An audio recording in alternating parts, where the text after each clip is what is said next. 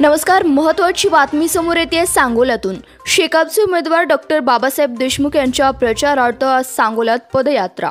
सांगोला विधानसभा मतदारसंघाचे महाविकास आघाडी India alliance पुरस्कृत शेतकरी कामगार पक्षाचे उमेदवार डॉक्टर बाबासाहेब अण्णासाहेब देशमुख यांच्या प्रचारार्थ आज गुरुवार दिनांक 14 नोव्हेंबर रोजी सकाळी 8 वाजता पदयात्रेचे आयोजन करण्यात आले असल्याची माहिती शेकापचे शहर चिटणीस ॲडव्होकेट भारत बनकर यांनी दिली आहे।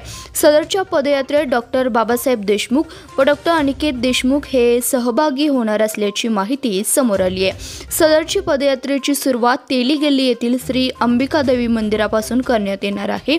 पदयात्रा तेलीगल्ली दक्षता हॉस्पिटल समोरून बुडुक गल्ली, वद्रापा बादपेठ, इंदिरानगर, संजय नगर, ढेरे वसाहत, धनगर गल्ली, सनगर गल्ली, साटे नगर, भीमनगर या परिसरातून काढण्यात येणार आहे। तरी सांगोला शहर व परिसरातील महाविकास आघाडी इंडिया अलायन्स मधील सर्व मित्र पक्षाच्या पदाधिकारी व कार्यकर्त्यांनी मोठ्या संख्येने उपस्थित राहावे असे आवाहन करण्यात आले। धन्यवाद। पाहत रहा CBS न्यूज मराठी।